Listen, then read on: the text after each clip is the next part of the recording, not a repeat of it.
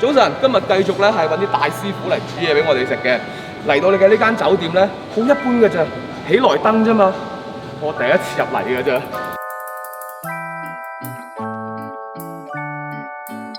你好，你好，明哥你好，你好。哇，準備緊，係照呃啦，唔緊要啦，哎呀！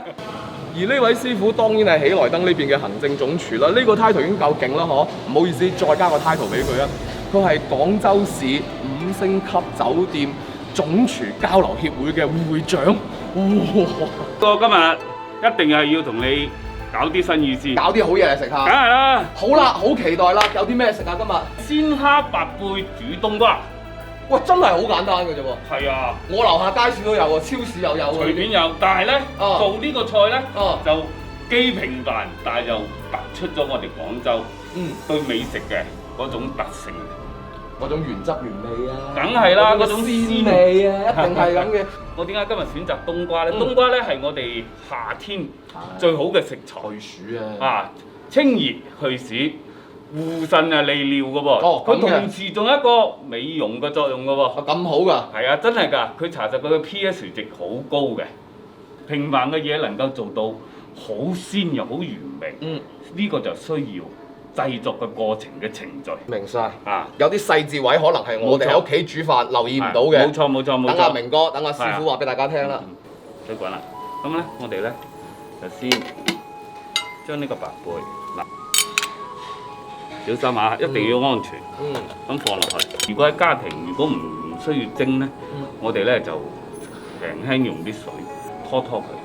而家47分，蒸幾耐？5分鐘。5分鐘蒸唔得個熟㗎噃。佢就啱啱熟，嗰個係最佳效果。因為點解話我點解唔放埋一齊煮咧？係咯。就係因為白貝，如果你要煮嘅話咧，佢就老咗鞋口，嗰個鮮味流失。蒸一蒸佢緊熟，冇錯啦，反而可以保留翻啲鮮味。冇錯。咁咧喺蒸呢個過程咧，我哋同時做一樣嘢嘅就係開始剪蝦啦。我哋咧就將啲蝦首先，由頭開始剪開佢，啊。有啲似蒜蓉開邊蒸。係啦，就係蒜蓉開邊㗎。嗱，咁啊將個蝦。剪完之後放喺度，你要煮得透佢又必須要開邊。差唔多啦，嗱，嗰個白貝都差唔多啦。係，好嗱，我哋攞出嚟備用，而且嗱，你啲汁留翻喺度㗎喎。係啊，原汁原味。第二個步驟，我哋就將啲蝦煎香佢。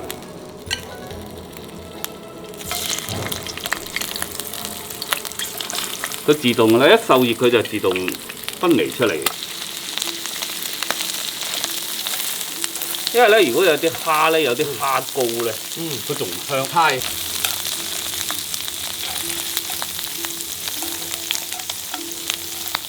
但係煎蝦真係要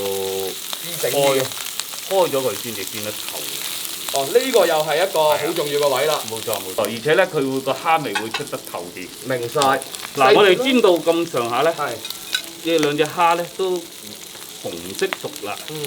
但係呢隻蝦未完全熟㗎，但係咧佢通過佢仲有剩餘嘅溫度咧，佢就啱好熟。慢慢隻熟佢。係啦，先做咗兩個準備工作之後咧，然後進入咗一個係開始，真係要共冶一爐啦！而家冇錯啦。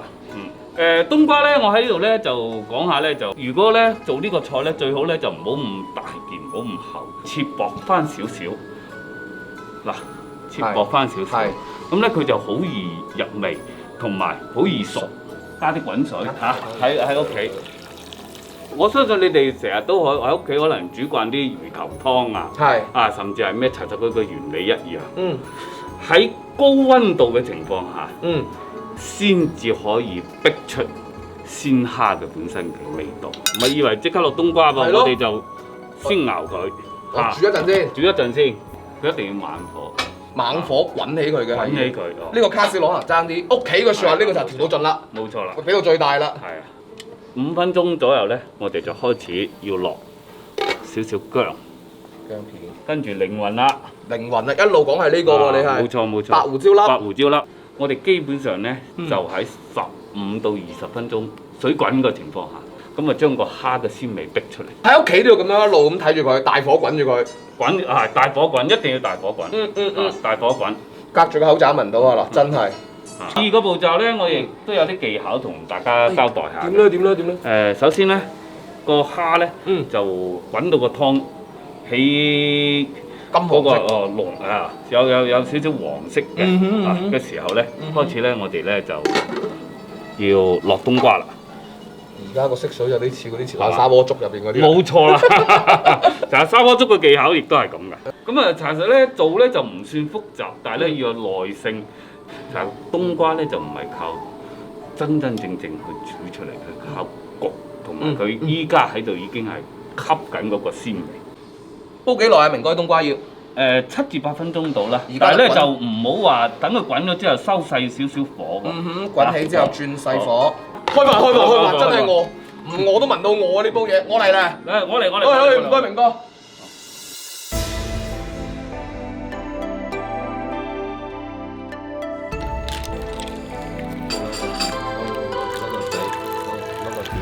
明哥呢個嘅官方名稱應該叫做咩啊？鮮蝦白貝煮冬瓜，我將我哋粵菜嘅嗰個都聚咗一齊啦，鮮上再加個清爽。試下，其實我自己係中意食蝦嘅，我試下啲蝦先。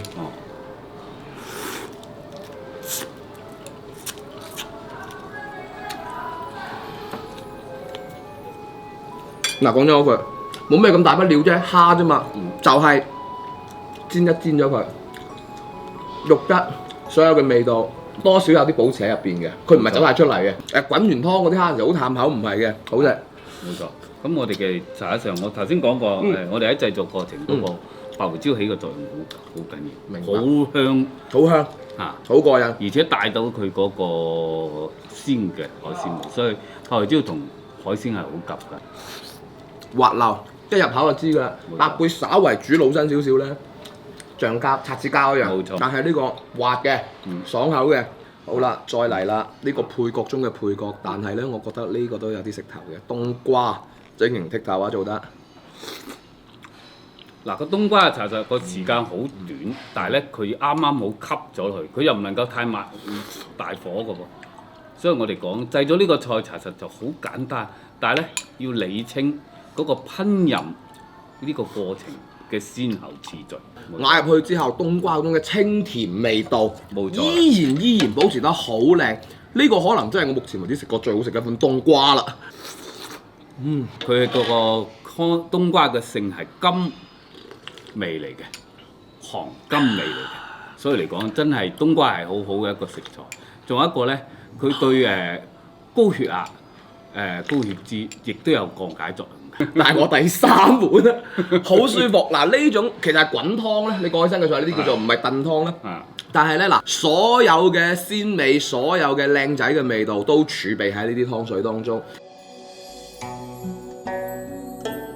越來越多人對食嘅要求高咗，會要求高咗。佢哋哪怕係好隨便食一餐飯，佢哋嘅顏值、食材嘅各方面嘅嘢嘅要求都比以前提升咗啦。咁我哋特別我哋酒店咧，亦都係喺呢個基礎上咧，除咗食得好嘢啦，仲要對身體好。其實我頭先已經講咗，所有呢個菜呢個營養價值包括佢個存在嘅市場嘅需求要達到咗現時嘅市場嘅一種需求，所以我哋會喺呢個基礎上會對客人各方面嘅順應而去將產品不斷咁去做高嘅一個附加值。一定係明哥一個真係好勁嘅一個升級嘅大廚啦，但係佢用到嘅今次食材咧都係啲好簡單嘅東西。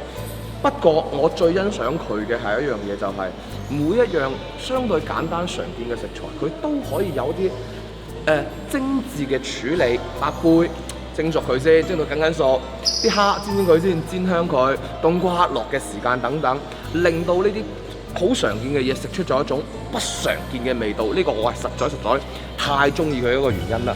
所以嗱，其實技法就教晒俾大家咁滯㗎啦，而且我覺得我都做得到喎。喂，咁你都做得到㗎係嘛？唔啱又喺屋企試下佢啦，係咪先？呢個係冬瓜啱㗎啦。又或者你記住，姚大秋大就係全世界嘅人。